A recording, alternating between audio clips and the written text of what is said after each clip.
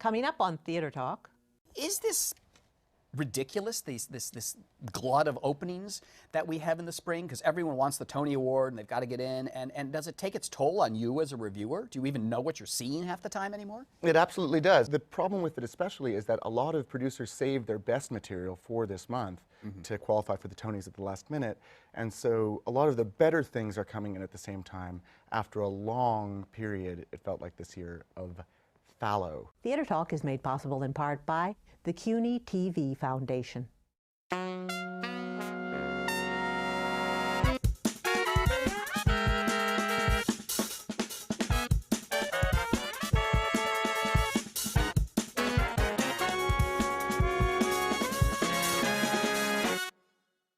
From New York City, this is Theater Talk. I'm producer Susan Haskins. And I'm Michael Riedel of the New York Post. So, Michael, did you know that Barbra Streisand has her own personal mall in the basement of her house where she puts all her tchotchkes? This is a true fact.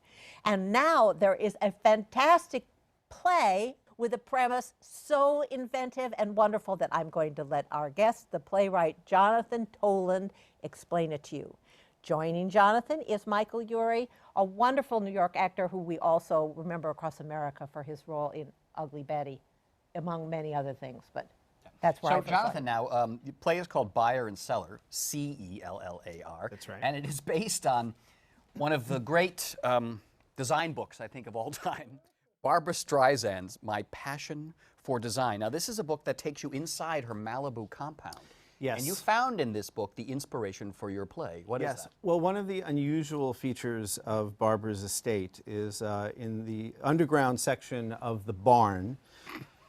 Instead of Already funny. instead of having closets or storage rooms to store all her old stuff, because she's got a lot of stuff, she decided to build a street of shops. So it's like a little European arcade. There's a doll shop and a sweet shop and an antique clothes store and an antique shop. And I thought that was kind of funny. And so I imagined one day, you know, I said to someone, boy, how'd you like to be the guy who has to work down there? And eventually I started to think of it as a play. And so I did some research. I actually read that book cover to cover. And I found a lot of details that inspired moments for me. And I imagined this guy, Alex Moore, who's an actor in LA, the kind of actor in LA that I know who just can't really get things going.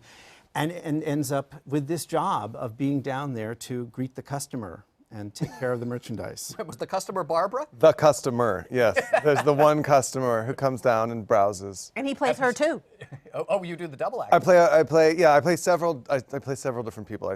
But I'm sort of the guy telling the story, and I just tell it quite well. And Oh, you tell it beautifully. well, I didn't mean it like that. I just mean that I tell it so well that I sort of become the other people. You become Barbra Streisand. Yeah, yeah. Brilliant, by the way. Just want to say that. It's Now, a brilliant play. Right. Have we heard from Barbra? Does she know that? No. done? Does she watch this show? We are syndicated in Malibu. I love PBS. So she has no idea about this play. You didn't have to. As far as we rights or know, anything like that? no. I mean, it's all public information. Right. And It's in her book, published. The most important thing is that ultimately it's a very sympathetic portrait of her. I don't think she would be too offended. But is it legal to do that? Well, She's a public figure. as long as what I've been told by lawyers is that as long as we don't advertise using her name or likeness, which we don't at all, then we're not profiting off her in that way. And so, do you mention her name in the play? You say yes, it is? It wouldn't be funny if I created some character who's sort of like her, because the play the play is sort of deals with the Barbra in our minds. Like it sort of plays with the Barbra we all know and all this information that even if we're not big fans of hers, we all carry around all these opinions and thoughts about Barbra Streisand, which the play kind of unearths and deals with. Is there a slightly sort of pathetic quality to your character? I mean, as you were saying, the actor who really never makes it and is really, this is really the definition of being on the fringe of show business when you're working in Barbra Streisand's mall in her basement. Under the fringe. He is, I mean, he's a very sweet, lovely person, the character of Alex. But he isn't doing what he wants to be doing, and he does need money jobs. He works as a cast member at Disneyland and other kinds of things that actors can do to make money when they're not making money actually, like really acting. And so this comes along, and at first it seems kind of sad and pathetic, but it does become something that really, that really inspires him.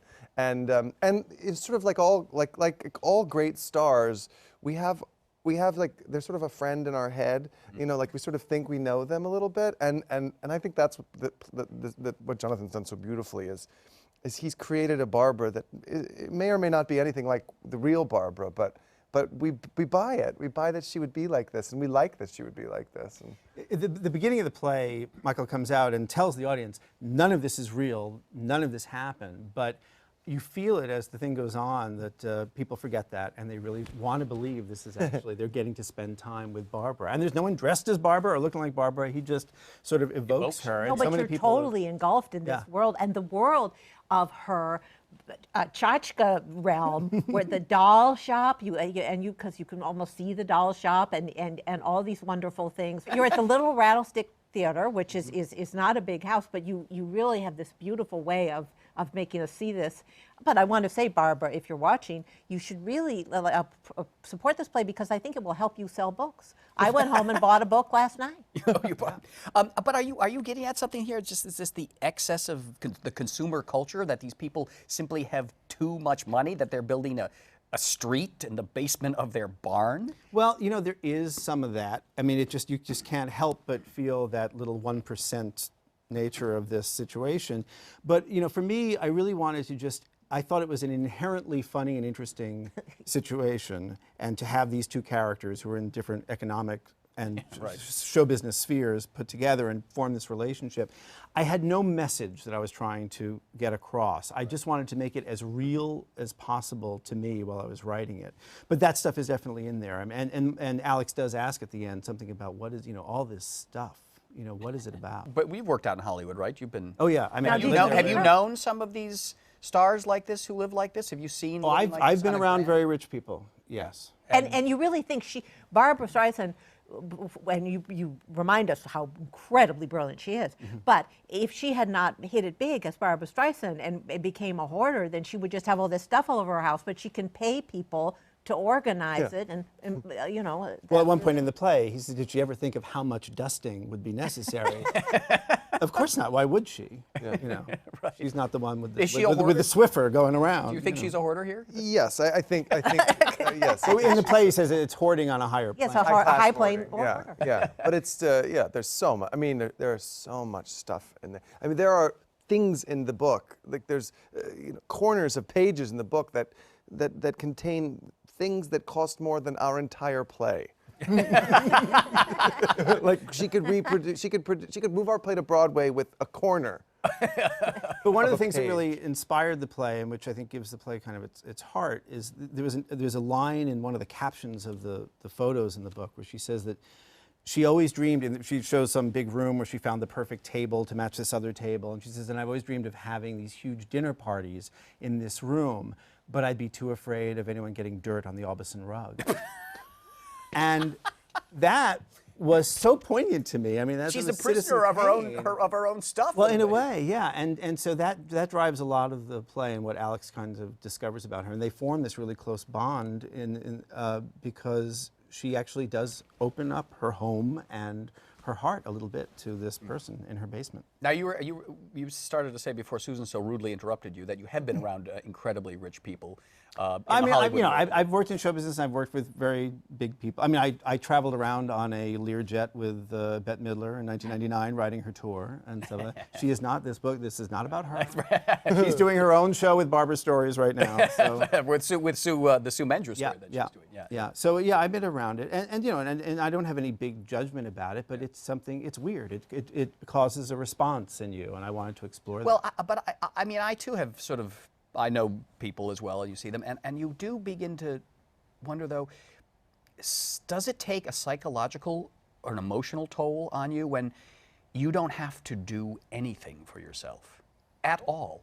She doesn't have to dust. Except I want to hastily add that she took the pictures for her own book. I mean, she doesn't have to do anything for herself, but there's a part of her which you bring out that she wants to do anything that she wants to do and wear so many hats. in so many projects. But you can be in that bubble, you know, that showbiz bubble, where you are disconnected to the way people really live their lives. That's a danger as an artist, absolutely. You're getting at that somewhat in the play too, do you think? Yeah, I think a little bit. Yeah, there are moments where you feel like she's lost touch with some of the fun that she used to be able to have as a performer. But in the play, you know, one of the cool things that we've all been reading about is that Barbara's planning a movie of Gypsy, and that comes up in the show because it turns out it's Alex's idea. And but they rehearsed together in the basement, and Barbara is wonderful because there's no pressure of everyone watching it. She's just down there with her new friend in the basement. And you're doing Gypsy too, which is quite. You're playing Herbie. Yes. Well, Alex played Herbie in college. Yes. Which is where the whole idea. Are you a Streisand fan?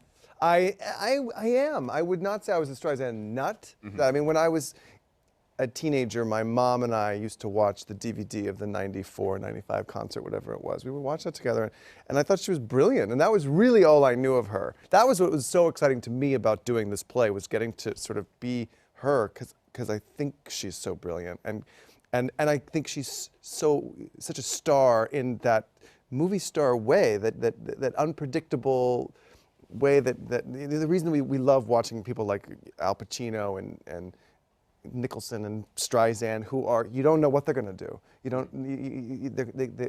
They're crazy. I mean, they're crazy actors. They're freaks of nature. They are. Yeah, they are. Superhumans. And she demands your attention. They are. And it's not. And it's not about. And not a single one of them is what you would traditionally call a beautiful person, but they have this superstar charisma. Really. And there's an intense need. And that intense need leads to hoarding. is one of the things that leads to acquiring things and people. But that's also a slippery slope, I would say. I mean, I'm doing okay, but I'm certainly not rich, certainly not Streisand rich. But like, it's a slippery slope when you have people attending to you. Yeah. You know, like working on TV, where people will, you know, go get you a cup of coffee or whatever. Then, you know, working at the Rattlestick, where you make the pot yourself, and you know, like it's You don't want to lose that ability. I know, but I love it when I'm on Smash and they say, "Would you like a vegetarian quesadilla or a meat quesadilla for lunch?" And you get your trailer, and there's always somebody fetch things for you. and you get used to that. I love it. And then the background. Don't get too used to it. I know. And then you get put on Saturday night, darling. And that's okay. So that's I the want end to of it. say about the hoarding that it is said that Andy Warhol was such a shopaholic that when he died, they found in his townhouse just bags and bags of stuff. He never even took the stuff out of the bag. He needed an Alex Moore to sort of help him out, exactly. so. Yes, exactly. Now, let's just say for the sake of argument that Barbara does come to see this play and invites you over, Jonathan, the house. Will I'd you say ask- yes. Will you ask to see the mall underground? Oh yes, I know. I've met people who have seen it, have been down there. Oh, really? Yeah, And what is worked their on a take movie. on it? They said that the play is accurate. Really? Not that she doesn't have anyone working down there, but that it feels like it does in the picture. Yes, and if we can legally show this picture, I don't know, I'm going to think about it. No, if I can hold it up. litigious, so you Wait, gotta be wait, careful wait. of Let me that. hold this up on camera. So now talk about the thing, and I'll hold up the doll shop picture on camera. In the back. Like 190. 190. or so. All right, okay. All right, go back. All right, go back where you are. So, and they say, Yeah, like this is the doll shop where Yeah. Alex, actually that's where Alex first gets to meet Barbara, where she comes down and pretends to be someone shopping. She pretends to be someone. Yeah, oh, Yeah, they so many play. things. Oh. that's the antique store. Oh my God. Yeah, and that's the street. There's the sweet shop with the frozen yogurt machine. That's fake. That's not real light. That's artificial light. Buyer and Cellar at the Rattlestick Theater, starring Michael Urie. And I don't think I've gushed enough, Michael, over how terrific you are. Thank That you. You are just really, really terrific. And a fine new play by Jonathan Tolins at the Rattlestick Theater. Thanks a lot for being our guests on Theater Talk. Thank you. Thank you guys.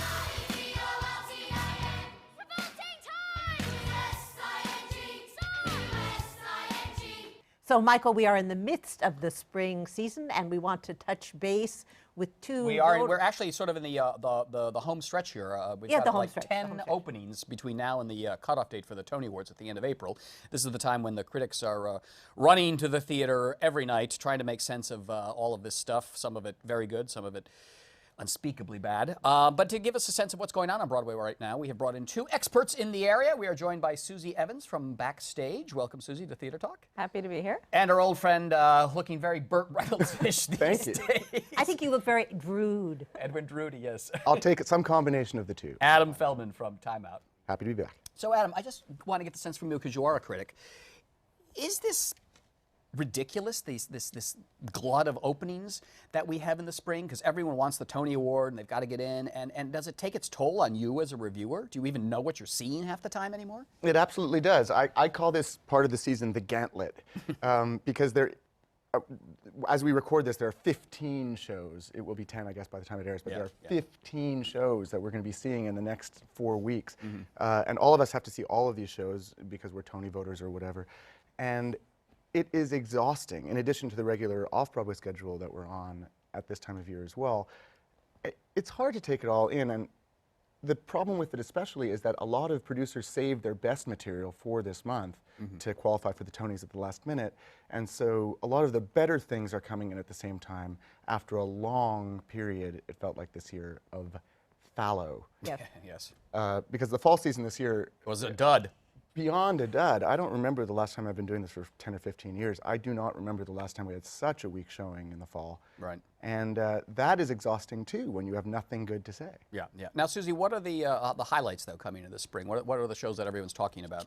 The stuff I'm hearing the most about is obviously Matilda. The Roald Dahl musical. The Roald Dahl musical is coming that I am very excited for.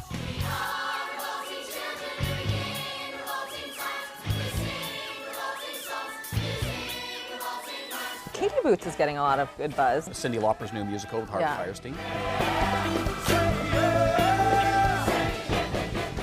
And Pippin is, I think, going to be the surprise, maybe not so much surprise because it got great reviews out in Boston, but it's fantastic. I mean, I went up to the ART to see it in January. Did you and like it? I loved it, and I hear it's only gotten better and tighter and bigger for Broadway, and I think, I think Diane Paulus might be heading for a three-peat with revivals. Now, there are a few things, Adam, that I do want to pick off because you have suffered through them.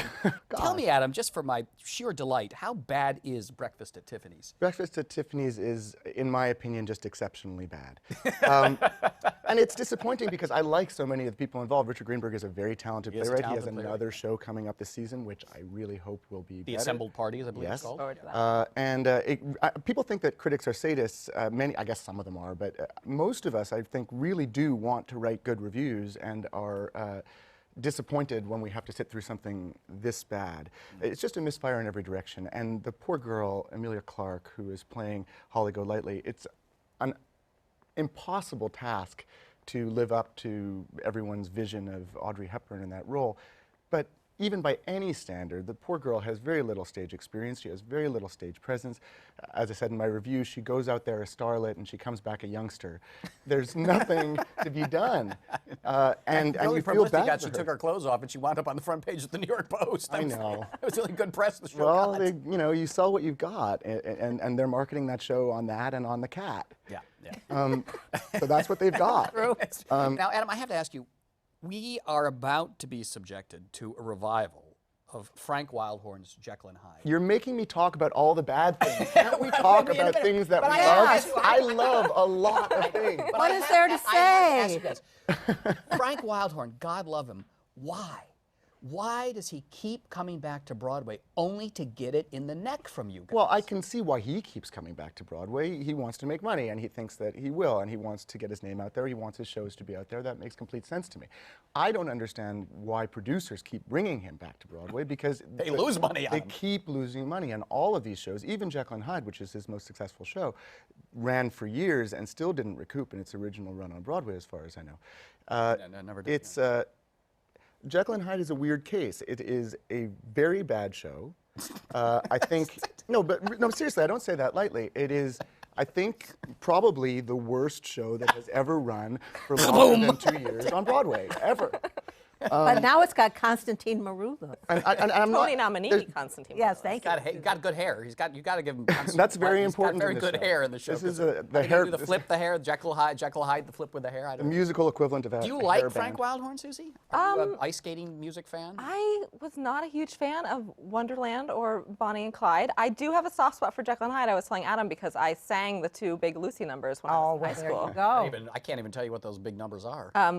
Someone Like You and A New Life, which And are they're totally bringing back Bring On the Man, apparently. Oh. They're reinserting it. Oh my God, Well, you know far too much. I know. Far too. Now, you remember when Charles Isherwood wrote that piece? Who was the playwright? He said he was no longer going to review. Adam Rapp. When Charles Isherwood said, "I will no longer review Adam Rapp," I'm just waiting for every critic to come out with a manifesto. I will no longer review a Frank Wildhorn show. No, but you have to, because you have a responsibility to the public, to the ticket But this buying, production has been money-paying reviewed. public.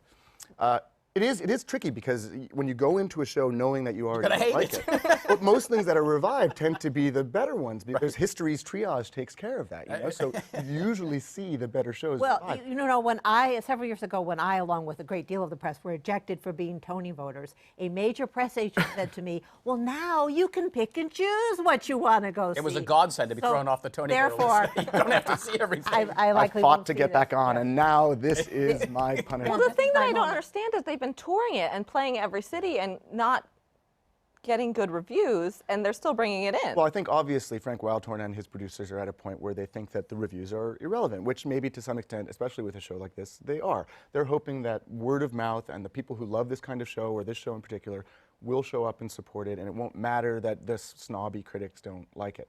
And maybe that's true, but I don't think it's going to run for 4 years this time. I don't think so. Suzy, let's leave on a more upbeat note. What do you like? I get the upbeat thing. Well, no, I know you like Tom Hanks a lot in Lucky Guy. Making I his did. play. I'm a huge Nora Ephron fan, like the rest of New York.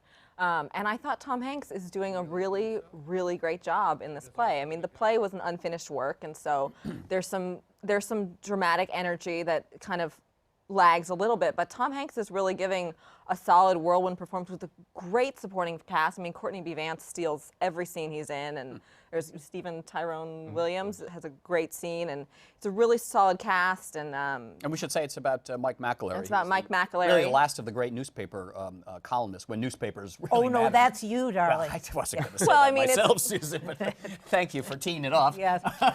Well, you know, it's interesting to me because I was around. I'm old enough to have been around when Mike McAlery was still alive, and I haven't seen him play yet. But if Nora has done the job properly, it should give you a sense. It should evoke that era that's now gone now, when newspapers really ran the town before the internet. When you know, if you had a front page story, you owned that story for the whole day. Now you have a front page story, you own it for 30 seconds until somebody else picks it up and runs with it. Well, it's depressing to kind of watch as a journalist because it's basically about how journalism is dying. But it's really great, and there's a love letter journalism in the playbill that from Nora, one of Nora's essays, and it really does. You can feel a sense of her in it, and Tom is giving a great performance, and it's something.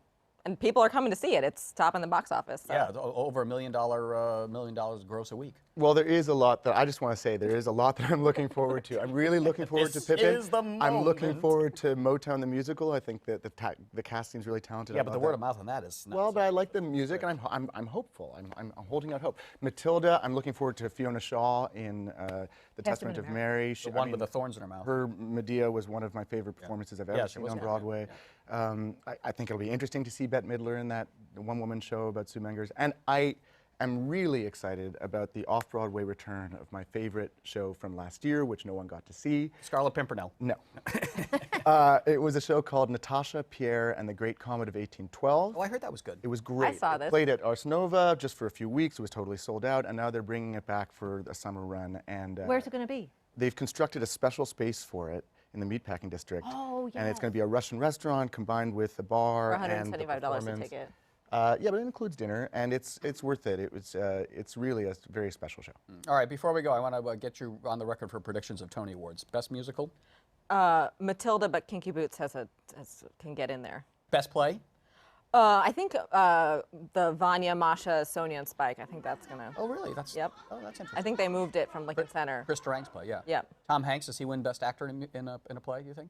I really am rooting for Tracy Letts, but I think Tom might be the one to Virginia beat. Woolf, No, yeah. I think Tom Hanks does seem to be the one to beat based on word of mouth and the rest Yeah, of it. and just because Tracy Letts is out of town. But Yeah. we're really getting But- ahead of but- ourselves. But what's your but Nathan prediction, Lane. darling? Nathan Lane, Oh, don't forget Nathan Nathan Lane. Lane. Oh, and Nathan Lane and the Nance. My friend Nathan Lane. Now, Do you have a prediction before we go?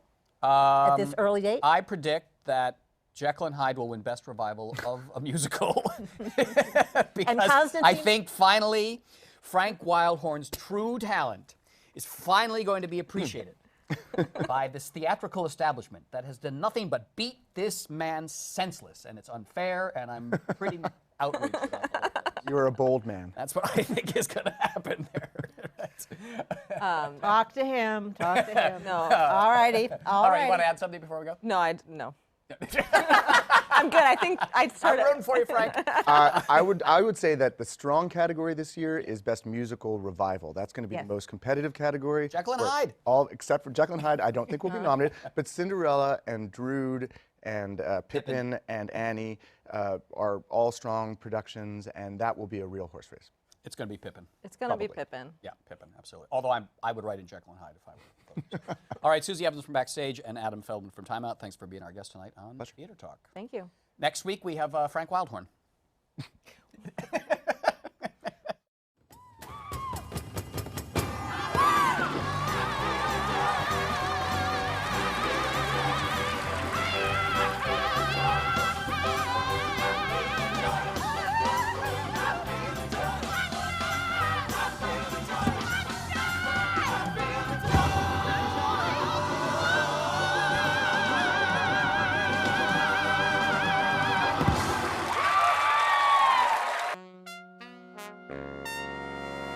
Our thanks to the Friends of Theater Talk for their significant contribution to this production.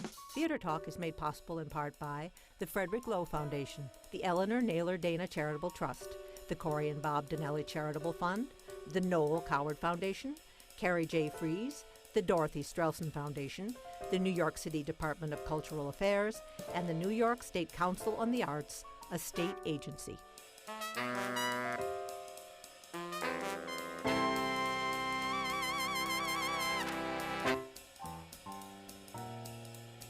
We welcome your questions or comments for Theater Talk. Thank you and good night.